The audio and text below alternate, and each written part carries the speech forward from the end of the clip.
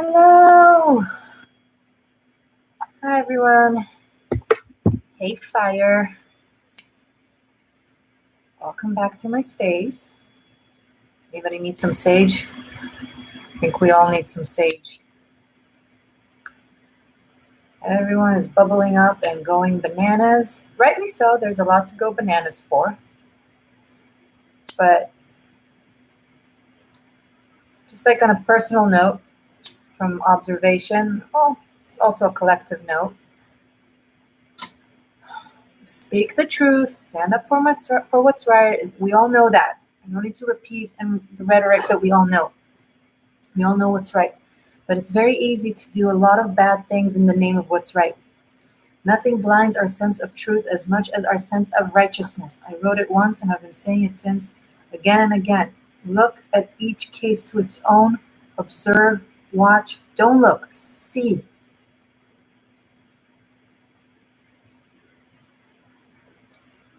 Watch the way you write things. Watch the way you say things. If you're super angry and you want to explode, keep in mind what you say now you can't take back.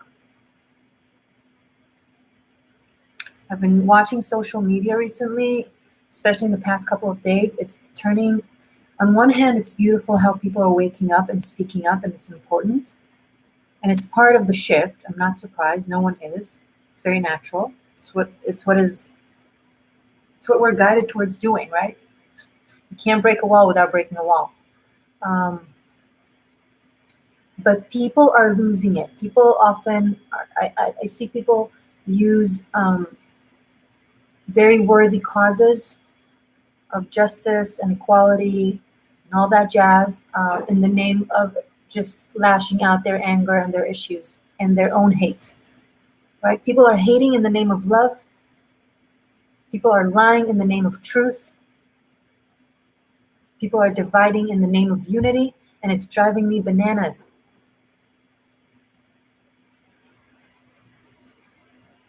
Be careful of shaming anyone for saying something that triggers you on social media, because once you write it, you can't retract it.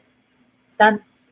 And be careful yourself if someone is doing that to you, because that's what bullies do. They use big words and worthy causes to get you all scared and crumbled.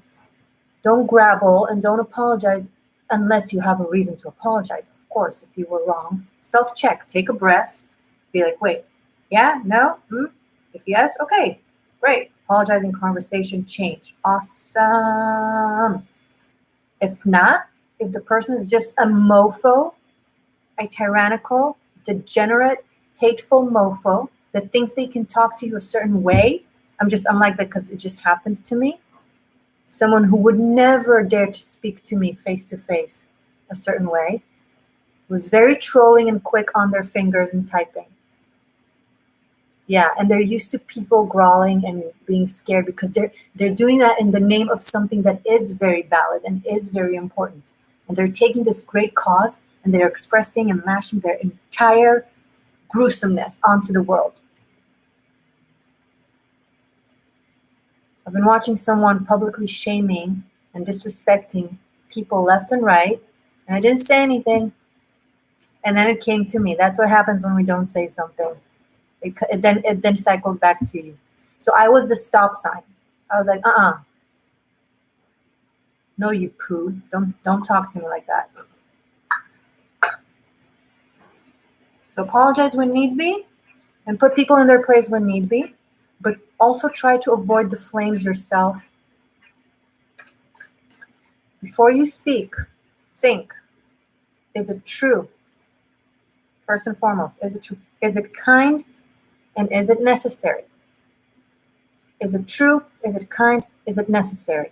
It's very important these days, more than ever. It's always important, but now more than ever.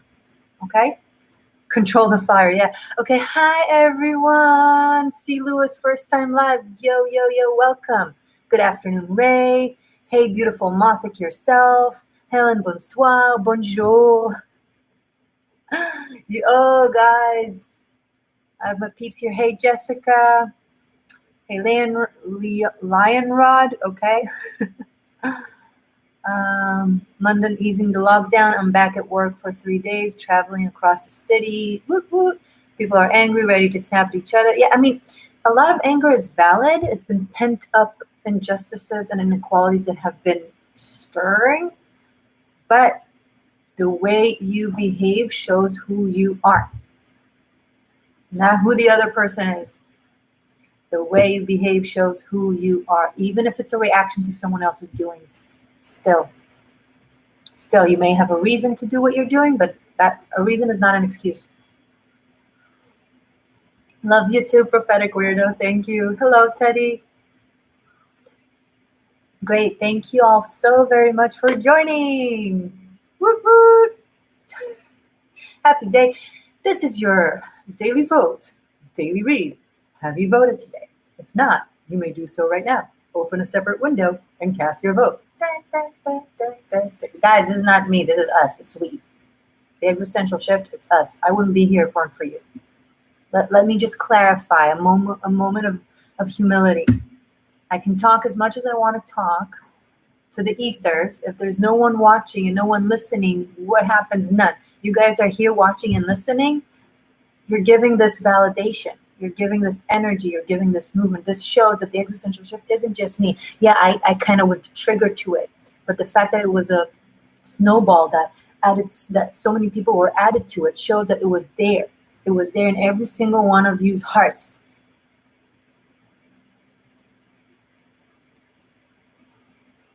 The existential shift is a movement. It's a spirit.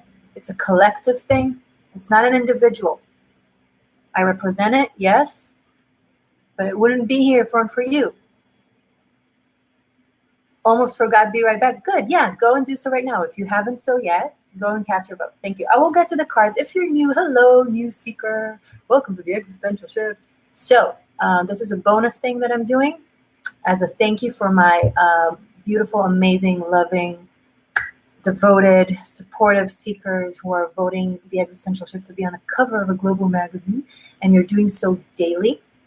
So this is like an extra oomph of readings that I'm now doing until the end of the competition, and blah blah.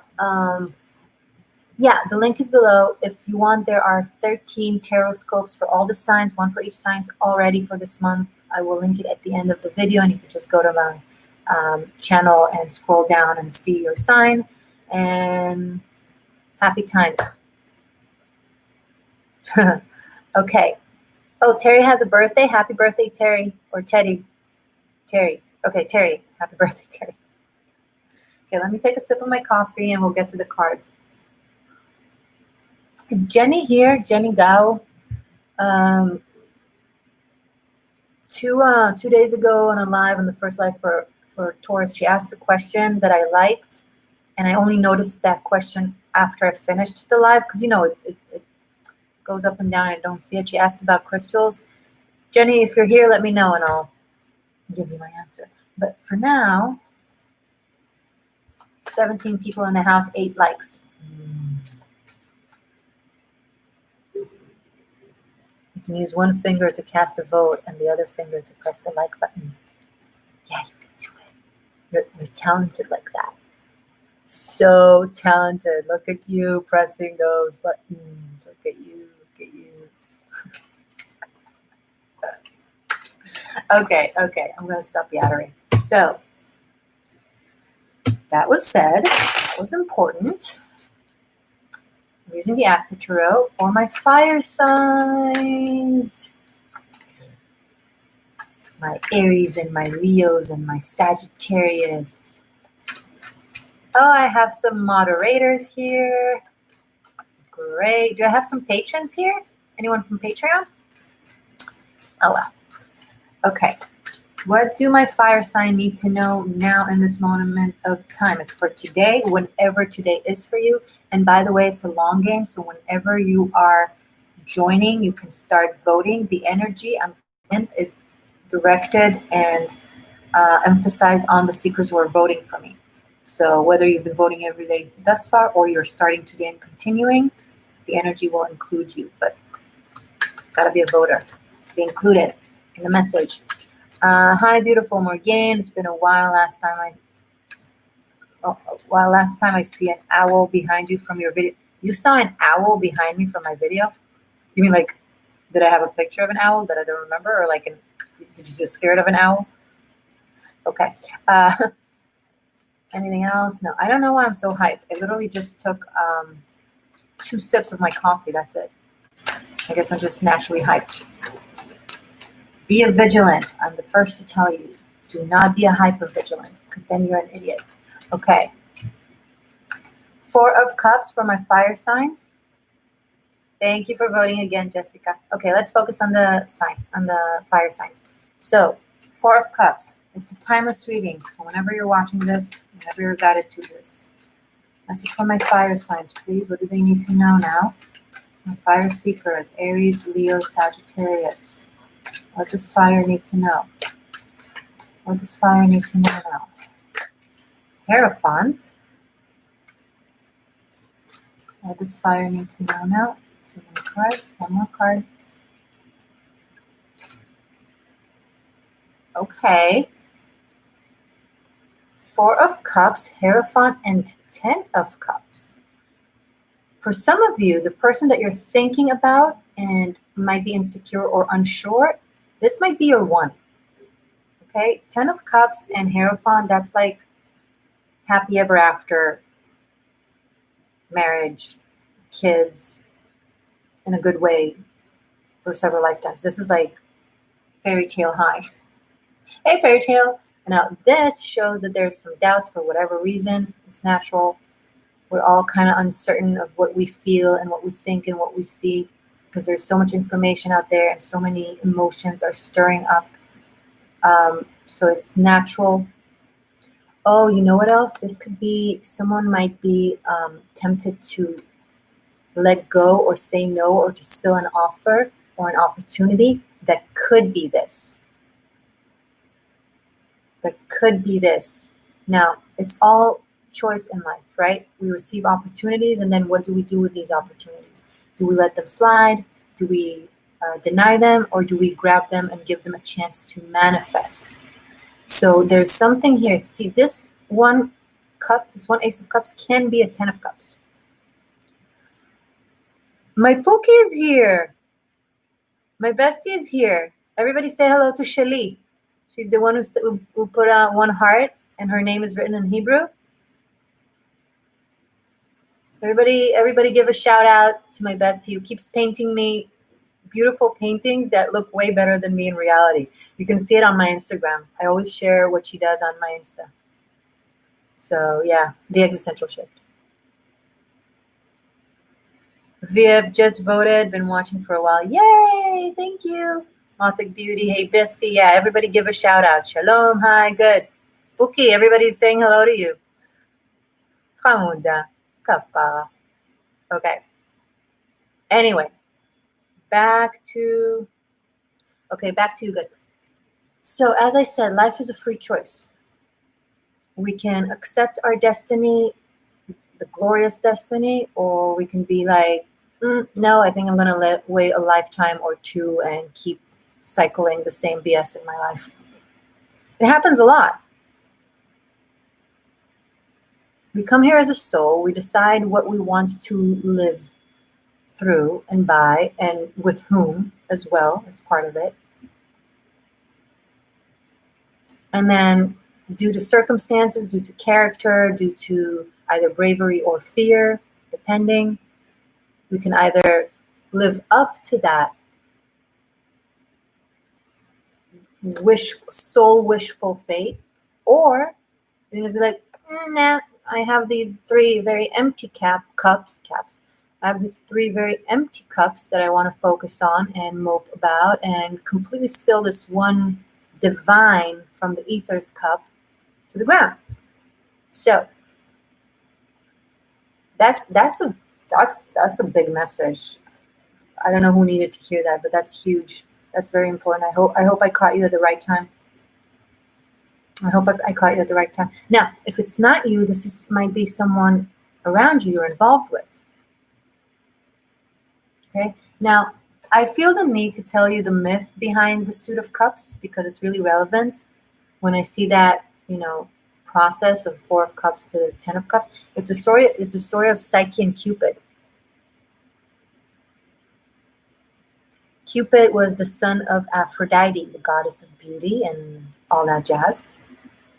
And Psyche was considered to be the most beautiful mortal in the world, and everybody worshipped her. Great. Aphrodite got all jealous because this human is being worshipped instead of me. All these humans are giving her attention as if she's the most beautiful thing. And I, a goddess, am being ignored. Nuh-uh. So she sent Cupid to kill Psyche. She sent her own son to kill Psyche, to shoot her with his arrows. And Cupid was like, sure, Mom. And then he went, and then he saw her, and he fell in love. And then he was like, I can't kill her.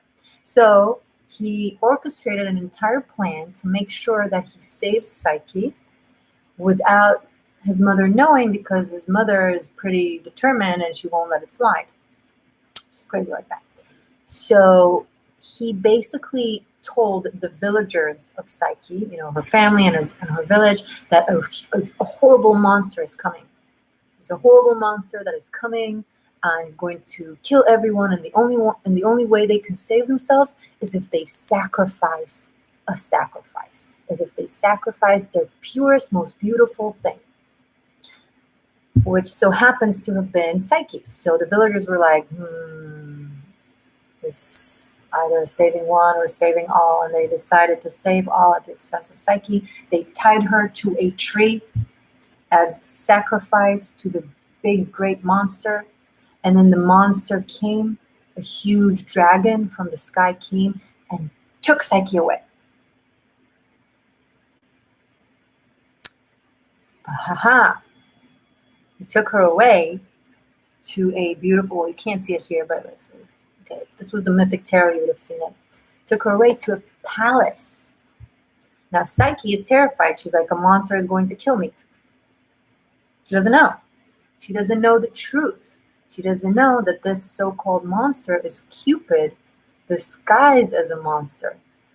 And he took her to save her from his mother, which is the, it's an analogy, right? It's a metaphor for jealousy and spitefulness, and people who seek to harm you for being jealous of you, or to harm you for being a certain way that they're not, and so on. It's all myth. It's all like,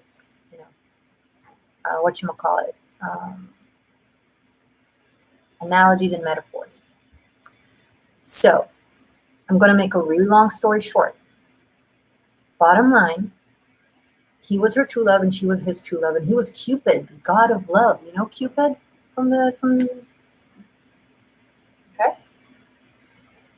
But she didn't know it. She couldn't have known it.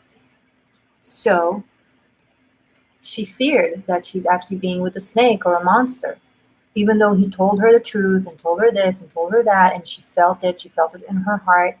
Like her heart told her that he's true. But her mind played tricks.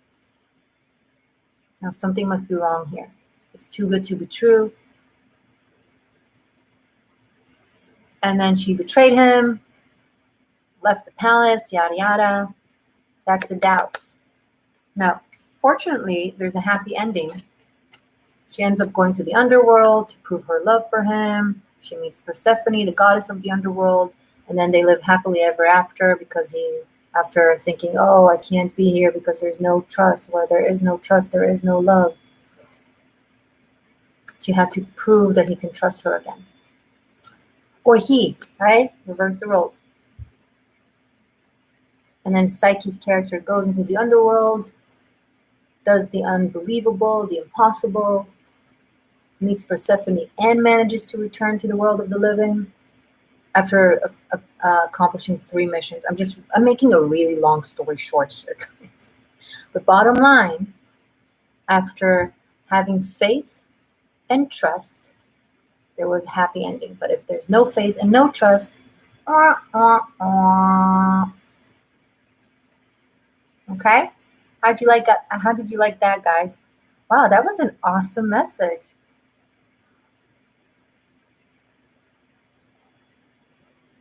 Oh yeah, I know Cupid. He better be glasses for the next time. I don't know. It's okay. You got it. Any questions about that? Any comments about that?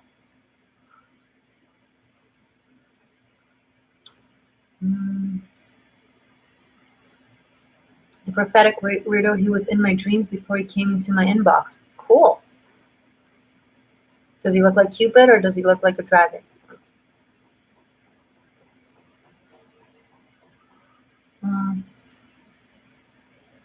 Buy glasses? Okay. Okay, guys, I think we're good. This was Message for Fire. How do I stop the other person from potentially throwing away a big glove? You don't. That's the difficult part. I mean, you do you, right? You show yourself. You interact from your own place, but you can't control or force someone to see something they don't see or feel something that they either don't feel or aren't aware. Because here's the danger about this beautiful message. There are people out there who are going to use this as an excuse to stay in a delusional relationship that is all in their head. Okay, so first and foremost, you need to know the person. This needs to be someone you actually know and actually interact with, that there's actual vibe. Okay, this needs to be either someone that there was something happening romantically involved, or you interact with them and you know them and there's a vibe. It can't be someone that you've never met. It can't be someone that you've met through a screen. And if it's someone that you've known and met them and all that jazz, but they specifically told you not interested, then that's also not your story. Okay, don't force your story. Don't make me the reason for you to be stuck in illusions or to stalk someone, God forbid.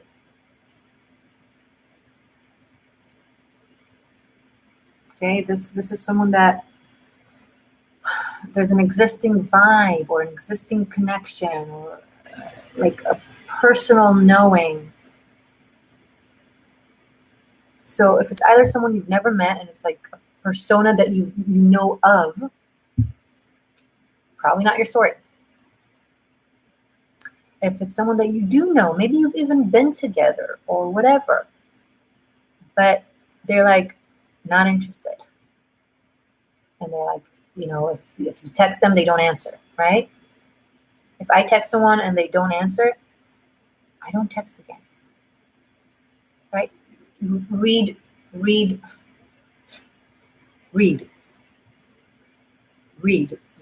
situation. Read. Okay? There's the general reading, the messages that you see that are supposed to empower you and give you extra clarity, but they're not here to replace your actual reality. You're the only one who can do that. And it's also not here to impose it on anyone else. And it sucks, I know. It sucks if you just are in love with a fantasy that isn't actually realistic. It sucks. If you're in love with someone who is realistic, but they just don't feel the same, it sucks.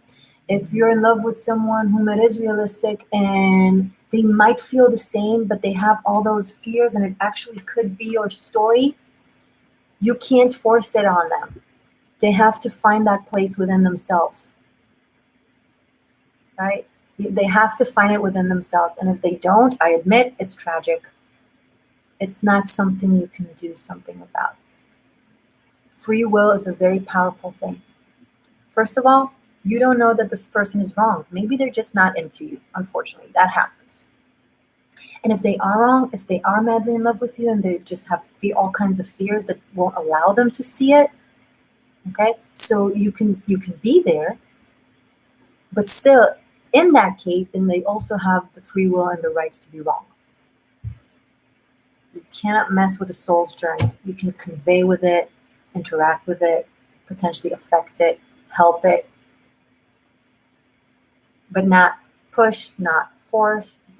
It's a very delicate, it's each case to its own. Okay. Thank you, Intellectual Wanderer, for promoting likes. Thank you, Prophetic Weirdo, for promoting likes. Appreciate it. every single one of you, if you want these messages, these daily messages to focus on you, you got to be my daily voters.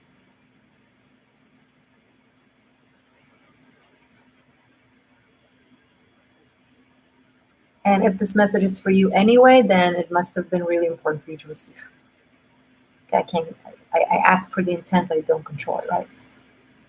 I am a Taurus. I'm a Taurus in tropic astrology.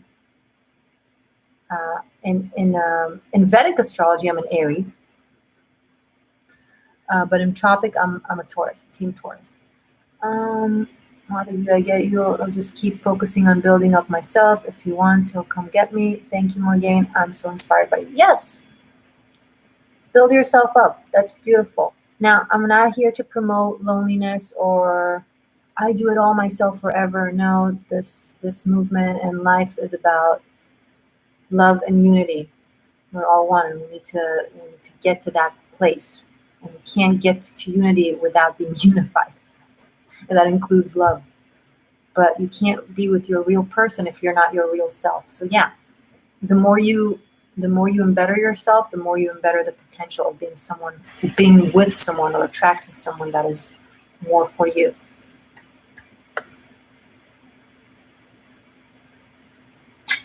Okay? We're good? Go rock and roll.